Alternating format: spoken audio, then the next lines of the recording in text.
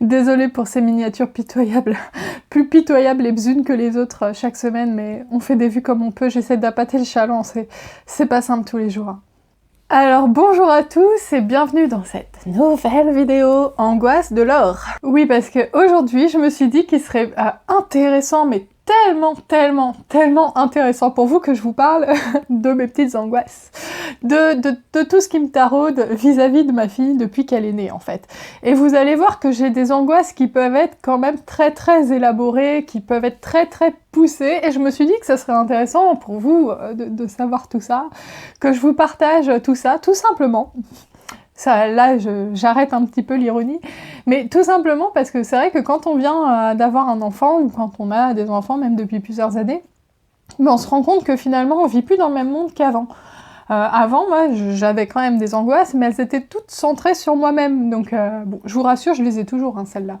Mais maintenant, j'ai en plus beaucoup d'angoisses pour le devenir de ma fille. Et parfois, je me demande si je suis la seule comme ça, à être comme ça. Bon, je sais que je suis pas toute seule à être comme ça, mais si je suis la seule à avoir ce degré d'angoisse, des angoisses aussi élaborées, et je me suis dit que ça pouvait être marrant que je partage avec vous en vidéo, en gros, le top 5 des choses qui m'angoissent le plus. Alors, j'ai retiré tout ce qui est cancer, mort, accident de voiture et enlèvement, viol et meurtre par un mec de fait entrer l'accusé, puisque ça, c'est une évidence. En plus, je nourris mes angoisses toutes les semaines à regarder ça. Donc, je vais vous parler plus des choses, des angoisses plus classiques, on va dire, qui sont peut-être du coup pas partagées par tout le monde. Et j'espère que vous me direz du coup, vous, en commentaire, quelles angoisses vous avez. Cette vidéo va être un espace de partage d'angoisses, en fait, et je pense que c'est important qu'on se tienne tous la main et qu'on parle entre nous de tout ce qui nous empêche de vivre correctement. Alors, une des grosses angoisses que j'ai, c'est marrant parce que j'en ai parlé dans mon live d'hier en fait, et ça c'est une des premières angoisses qui m'est venue, j'ai vraiment peur que Sophie couche avec un mec trop tôt en fait, qu'elle ait des relations sexuelles trop tôt. Et quand j'entends trop tôt, c'est même 14-15 ans. Pourquoi ? C'est pas simplement le fait qu'elle puisse tomber enceinte et tout, parce que ça, je m'en fais pas une angoisse. Alors bien sûr, je préférerais qu'elle tombe pas enceinte à 15 ans, mais même si ça devait arriver, je l'aiderais et on ferait face ensemble et voilà quoi. C'est pas ça, c'est pas le fait qu'elle se protège pas et tout. Ça, bien sûr, ça me fait peur parce que voilà, mais ça, je me dis qu'en l'éduquant, j'espère que je pourrais faire quelque chose. Quoique j'ai des doutes parce que les jeunes, ils sont tellement tête en l'air maintenant. Enfin, mais je me dis, si elle couche à 14 ans avec un mec qui a 14 ou 15 ans ou même 16, il y a quand même de fortes chances que ce soit un désastre et que ce soit horrible et douloureux. Et en fait, je trouverais ça vraiment dommage pour elle, en fait, parce que, bah voilà, il suffit d'attendre quelques années de plus. Moi, je fais partie des gens qui ont quand même attendu. Je fais partie des vieilles filles, on va dire. Et du coup, ça s'est bien passé parce que j'ai attendu et j'ai attendu quelqu'un qui fasse ça bien, quoi. Et c'est vrai que ça me fait un peu peur. Je vois les jeunes maintenant, à 12 ans, elles sont habillées, tu sais, elles ont des bottes, elles sont déjà hyper sexualisées, quoi. Enfin, quand tu les vois, elles sont plus féminines que moi, quoi. Je les vois dans le métro, je me dis, mais comment ça se fait ? Et j'ai quand même hyper peur de ça qu'à 13 ou 14 ans, pire que coucher, genre qu'elle fasse des préliminaires, des trucs genre vraiment poussés, quoi. Et ça, c'est un des trucs qui me fait le plus peur, et je me dis, mais je pourrais pas empêcher ça, en fait. À part peut-être en lui parlant, l'éduquant, mais les jeunes de maintenant, ils sont tellement... Enfin, leur modèle, c'est Nabila, quoi. Donc ça me fait super peur. Toujours dans ce qui peut arriver au collège et au lycée, mes peurs sont souvent axées sur cette période-là. J'ai peur qu'elle passe énormément de temps le soir sur les réseaux sociaux, type Facebook, enfin d'ici là, ça se trouve, ça n'existera même plus, mais YouTube. Je vois tellement d'ados qui ont 12-13 ans, c'est même pas des ados, quoi, qui sont sur des lives YouTube jusqu'à minuit. Et je me dis, est-ce que je vais pouvoir contrôler ça ? Et en fait, ce qui me fait peur, c'est... qu'elle puisse être par exemple victime de harcèlement et que je puisse ne pas m'en rendre compte, ou tout simplement même qu'elle loupe ses études à cause de ça parce que j'aurai du mal, et est-ce que je vais devoir rentrer dans un rapport hyper dur d'autorité avec elle pour empêcher ça. Enfin ça, j'avoue que c'est quelque chose qui me fait peur. J'ai aussi peur qu'elle soit hyper nulle en orthographe, pire que moi, à cause des réseaux sociaux. Quand je vois les jeunes écrire maintenant, mais je me dis, mais qu'est-ce que c'est? Enfin, après ça, je vais pas vous dire que c'est une grosse peur, hein, l'orthographe et tout. Finalement, c'est pas très grave, mais c'est vrai que la présence sur Internet, sur les réseaux, pas forcément même les réseaux sociaux, mais même qu'elle passe toute sa soirée à regarder des vidéos sur YouTube et tout, qu'elle prenne les mauvaises personnes pour modèle. En fait, j'ai peur de pas vraiment avoir j'aime pas dire ça comme ça, mais de prise sur elle et sur son éducation à cause de tout ce que fournit Internet aux jeunes maintenant. Ça, c'est quelque chose quand même qui m'angoisse un petit peu et je me dis comment je vais faire pour lutter contre ça. Est-ce que c'est possible de lutter contre ça? J'en suis pas sûre et ça me fait super peur parce que je me rends compte que éduquer les jeunes maintenant, je pense que c'est beaucoup plus dur qu'à l'époque où on n'avait pas Internet le soir. Oui, parce que je suis vieille, hein, n'oubliez pas, moi je viens d'une époque où j'avais pas Internet le soir chez moi quand j'avais 15 ans, quoi, donc... Je vous parle d'un temps que les moins de 20 ans ne peuvent pas connaître. Alors, bien sûr, toujours dans le style collège, donc plus lycée, j'espère quand même. J'ai peur que ça soit une fille délurée, genre comme les filles populaires de quand j'étais au collège et tout, qui boivent et qui limite se droguent, mais pour l'instant, je suis pas trop axée sur la drogue parce que j'espère quand même qu'il y en aura pas trop, mais bon, je crois que je me fais des illusions. Mais j'ai peur qu'elle aille dans des soirées, qu'elle se bourre la gueule, et du coup, même problème que la peur numéro 1, qu'elle couche avec un pauvre mec là du coin, qu'elle s'en rende même pas compte et qu'elle s'en souvienne plus, ou pire, qu'elle rentre en voiture avec des mecs bourrés. Ça me fait hyper peur qu'elle ait un accident de voiture. Alors je vous ai dit, je vais pas aller vraiment sur les peurs évidentes, genre mourir d'un accident de voiture, ou coma, ou les mecs de fête entre accusés. Mais déjà, globalement, j'ai hyper peur que ce soit le style de fille à se bourrer la gueule. Et je pense que beaucoup de gens, enfin la plupart des gens ont eu une adolescence et se sont déjà pris des cuites et tout, et voilà, ça les empêche pas de vivre. La plupart des gens ont fait des bêtises et des conneries à l'adolescence, mais je pense que moi du coup, ce qui me fait super peur vis-à-vis de ça, c'est qu'en fait moi j'en ai jamais fait. J'ai jamais fait de conneries, je me suis jamais bourré la gueule, mais vraiment jamais parce que j'aime pas ça. J'aime pas l'alcool en fait, donc je ne bois pas, je bois jamais. Et du coup, j'ai jamais fait de bêtises, j'étais vraiment... franchement, là-dessus, j'étais l'ado rêvée, je pense, pour plein de parents, parce que j'ai jamais fait de conneries. Après, je dis pas que j'ai pas eu ma petite phase de rébellion et tout, mais honnêtement, c'était quand même carrément gérable, j'ai toujours révisé, enfin... Et j'allais pas dans des soirées où je me bourrais la gueule, et du coup, j'ai hyper peur que Sophie fasse ça, et c'est peut-être normal qu'elle fasse ça, mais... En fait, j'ai peur des erreurs qu'elle va pouvoir commettre, en fait. Alors que ça fera partie de sa vie et je pourrai pas l'empêcher d'en faire et il faut pas l'empêcher d'en faire. Mais j'ai peur qu'elle boive et qu'il y a un mec qui abuse d'elle ou même sans vraiment abuser d'elle, mais qu'elle couche et qu'elle se rende pas compte. Ça revient toujours sur la sexualité de ma fille, hein. Mais j'ai toujours peur qu'elle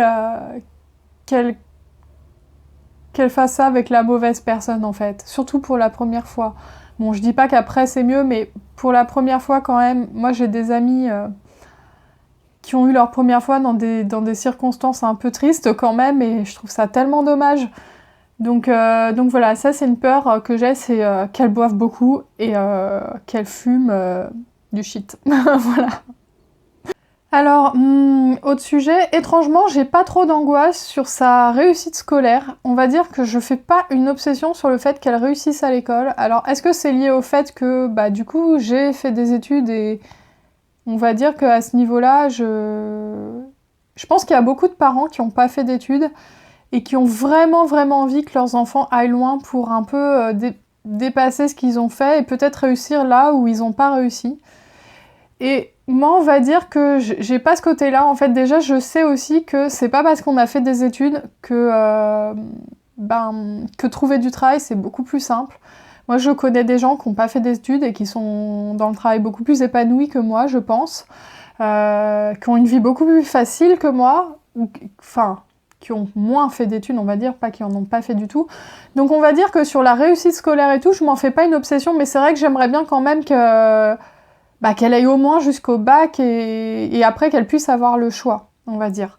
Mais je veux dire, si ma fille, elle décide d'être pâtissière ou d'être, je sais pas, n'importe quoi, ou de juste, entre guillemets, faire un BTS ou des études très courtes, ou même pas d'études et qu'elle a envie de se lancer dans un truc manuel, j'en sais rien, ou dans la police ou dans l'armée ou n'importe quoi, voilà, moi, c'est pas quelque chose qui m'embête. Je fais pas partie des parents qui vont la pousser à mort à faire médecine ou à faire un doctorat comme moi j'ai fait. Pourquoi? Au final, pourquoi? Bah, pour galérer comme tout le monde et pour être en CDD comme tout le monde. Et puis, enfin, voilà. Donc, j'en fais pas une obsession. Par contre, j'ai quand même souvent peur, et ça, j'ai remarqué que c'est une peur qui me revient régulièrement.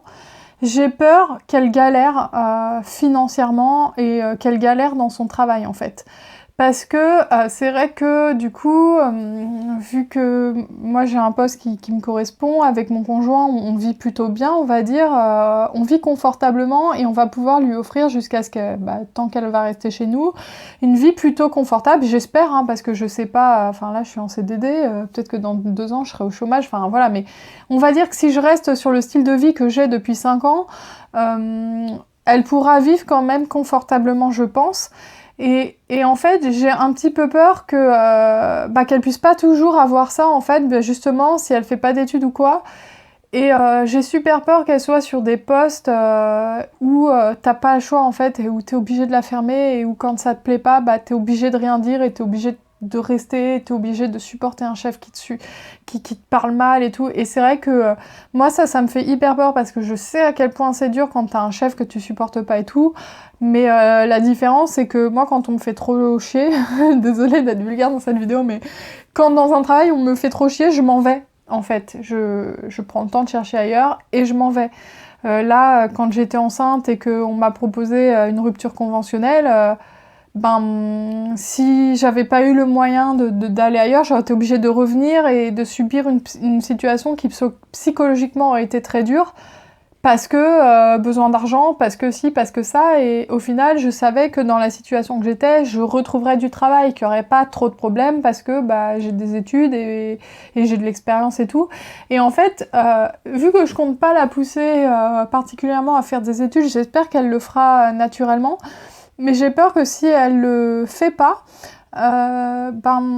qu'elle soit dans des situations vraiment compliquées et qu'elle gagne vraiment pas bien sa vie et que ça soit compliqué pour elle, même si j'ai pour objectif de l'aider un maximum tout au long de sa vie, si je peux aussi financièrement. Mais ça, c'est quelque chose quand même qui me fait assez peur, c'est que je vois beaucoup de gens quand même qui galèrent et j'ai pas envie de ça pour elle, en fait. Je veux pas qu'elle soit riche à millions et une saoudienne, hein, comme moi, mais je voudrais juste qu'elle puisse vivre confortablement, sans trop se poser de questions, que si un jour au travail ça va plus, qu'elle puisse changer sans se rendre malheureuse à cause d'un travail, en fait. C'est juste ça. Et c'est vrai que ça me fait un petit peu peur. Je sais pas quel sera le contexte économique dans plusieurs années, mais j'imagine que ça sera de pire en pire. Déjà, c'est hyper dur aujourd'hui d'avoir une stabilité professionnelle, d'évoluer, voilà, c'est déjà compliqué et j'ai peur pour elle pour ça, en fait. Bon, on arrive à ma peur numéro 1, la pire de toutes, en fait. J'ai vraiment peur, et ça c'est un truc que j'y pense très très régulièrement. J'ai peur que plus tard, Sophie soit comme une majorité de jeunes et qu'elle ait envie de s'expatrier et d'aller vivre super loin de moi, genre définitivement, quoi, pas juste pour un an.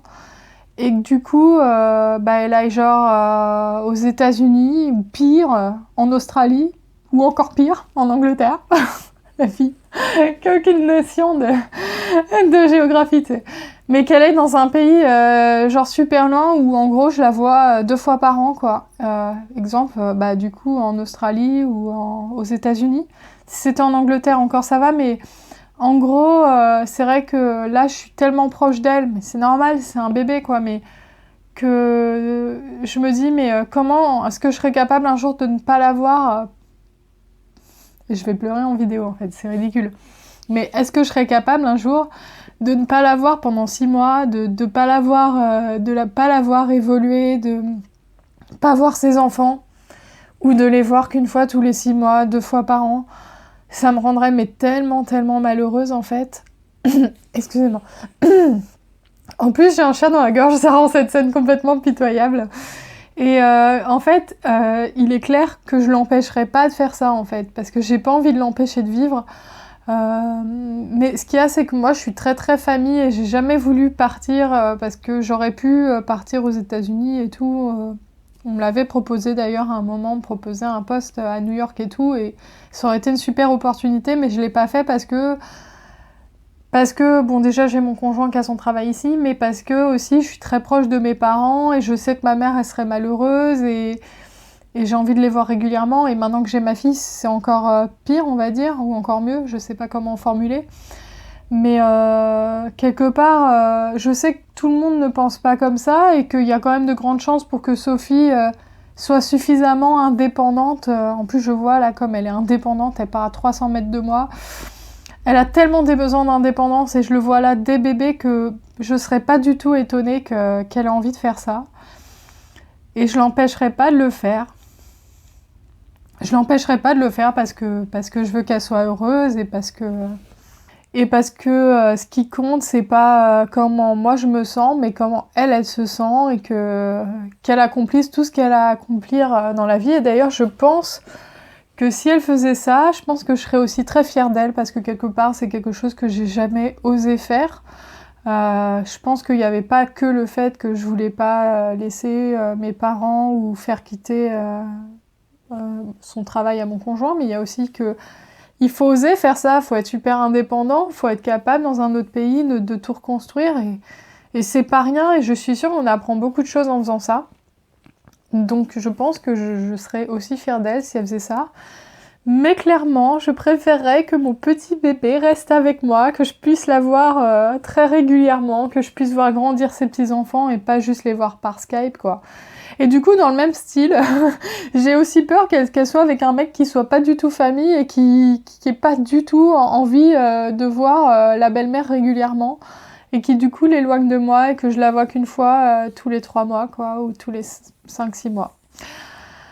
Bref, donc vous voyez, je mens pas quand je vous dis que c'est des vraies peurs, c'est vraiment quelque chose, là, rien que d'en parler, c'est la première fois que j'en parle, en fait, je me rends compte, j'en ai même jamais parlé vraiment.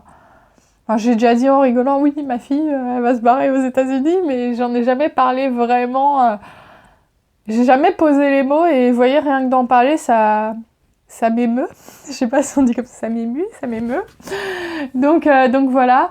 Donc n'hésitez pas vous à me dire si quand vous avez un bébé en bas âge comme moi, si vous avez le même style de peur. Est-ce que vous avez des peurs différentes, histoire que je les lise et que j'y ai pas pensé et que je me les approprie? Je trouve que j'ai pas assez d'angoisse comme ça. Est-ce qu'il y en a qu'on a en commun? Est-ce qu'il y a que moi qui angoisse autant? Franchement, je pense pas. Donc voilà, j'espère que cette vidéo vous a plu et je vous dis à bientôt.